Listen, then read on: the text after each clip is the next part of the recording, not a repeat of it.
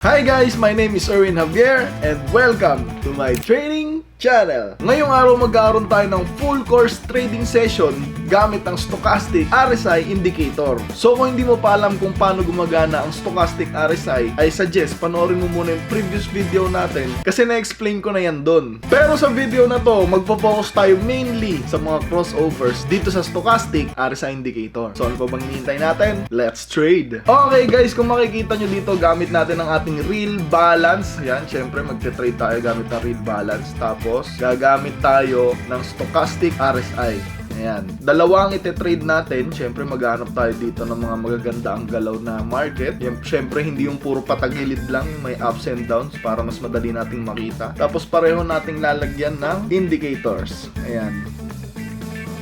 Okay. Pwede na. Magte-trade na tayo. Okay, dito. Nag-crossover. Ayan, magsisell na ako dito. Kasi kung makikita nyo, parehong pababa yung linya. Tapos, nag-crossover sila. So, napakalaki ng chance na bababa yung market. Hintayin lang natin yan. Yan, sell na ako dito dahil ayan, parehong pababa yung market. Sure ball, bababa na to. Yan, tapos check natin dito sa kabila. Baka mag-crossover na din sila. O yun, nag-crossover pero hindi parehong pababa yung linya. Ayan, umaangat baba kaya hindi pa ako nag-sell. Okay, hintayin natin. Ayan, kung makikita nyo dito sa kabilang trading natin, ayan, bubaba na yung market dito sa kabilang trading natin. At para naman dito sa kabila, medyo unstable ang indicator natin, kaya hindi pa tayo nagte-trade. Ayan, kung makikita nyo, boom! Puro tama yung mga trades natin dito sa Ethereum. Ayan, dito naman sa AI Index, maghintay tayo ng opportunity. Okay, ito. Mag-crossover na sila, pero palitan natin ang line para mas madali natin makita. Maghihintay lang tayo na mag-crossover. Okay, dito sa may Ethereum, nag-crossover na. So, magbabay tayo dito. Ayan, i-confirm lang natin ng konti kung aangat ba talaga. Tapos, tsaka tayo mag-trade rush. Yan ang tawag ko dyan. Okay, dito magbabay na ako dahil nag-crossover. Tapos, galing sa baba yung linya dito. Sa kabila, Ethereum naman. Okay, mukhang tama yung trade natin dito sa AI Index. Nagamali yung isa. Sige, maghahanap pa tayo ng mga opportunity. Dito magbabay tayo. Magko-crossover yan. Palitan natin. Medyo unstable talaga yung galaw ng market dito sa AI Index. Ayan. Check natin dito sa Euro USD. Ayan. 30 seconds. Tapos, ayan. Ito.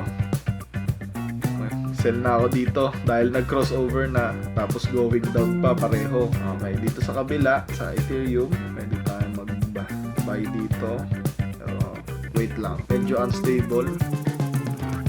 Buy na ako dito dahil yun! Sabi ko na kasi mag-crossover na pareho nasa baba. Tapos, ayun, umangat na si percentage K line. Makikita nyo, biglang tumaas nung pumindot tayo ng buy. Kaso bumababa. Pero aangat pa yan. Kasi yung stochastic RSI natin, ayan, babay na ako dito. Magko-crossover na ulit sila. Okay, tama ang ating unang trade. Medyo bumababa siya. Check natin dito sa Euro USD. Makikita nyo dito, umaangat baba. Aangat yan. Yan! Iangat mo. Bang! Makita nyo naman, tama ang ating indicators at mga strategy na ginagawa. Ayan, maghihintay pa tayo para makita nyo pa yung mga crossover na sinasabi ko. Okay, hintay lang tayo ng opportunities. Ito na, mag-buy na ako dito dahil nag-crossover dito at mukhang parehong nasa 20% line kaya aangat to. Malaki ang chance na umangat ang market, magre-reverse. Okay, dito naman sa Ethereum, ito nagko-crossover pero nasa gitna kaya hindi pa tayo makapag-trade. Hintayin natin. Ito, mukhang nagkamali tayo dito sa Euro USD natin. Ayan, mali. Ito, bumababa. Pareho nasa baba. Malaki talaga yung chance na lumipat yung market nito. Paakyat, pareho. Euro USD tsaka Ethereum. Ayan, ready to buy tayo dito. Ready to buy. Ito na, nag-crossover na. Buy na ako dito. Buy. Kapag ito nagkamali, ayoko na. Pero I'm pretty sure na aangat yung market dito. Based sa ating mga indicators. Ayan na. Malaki ang tiwala natin sa stochastic RSI indicator. Ayan na. Bang! Profit guys. Hanap pa tayo ng opportunity. Hindi pa tayo tapos mag-trade. Maybe 1 or 2 more signals na magre-reverse yung market. dito sa Euro USD, anytime pwede biglang bumaba yung market nito. And for the Ethereum, okay, and kung makikita nyo, puro profit yung nangyari sa atin. Ito na, ready to sell. Ready to sell din tayo dito kasi magko-crossover anytime. Ito sa ating Ethereum. Sige, tingnan natin. Dito, ito. Ready to sell tayo dito. Sell. Ito sa kabila, nag-sell na din ako. Dahil magko-crossover, maganda ang crossover nila. Dito sa kabila, hindi pa rin. Masyadong magkalayo yung dalawang linya.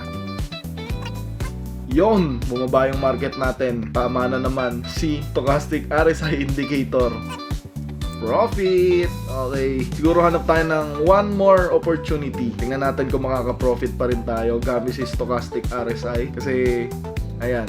Siguro yung unang trade lang natin yung nagkamali tayo. Pero yung mga kasunod, puro tama na. Yung mga signals na binigay niya. Ito. Ethereum natin. Tsaka Euro USD. And ready to buy tayo dito sa Euro USD. Ito. Buy now dito. Ayan na. Nag-crossover sila.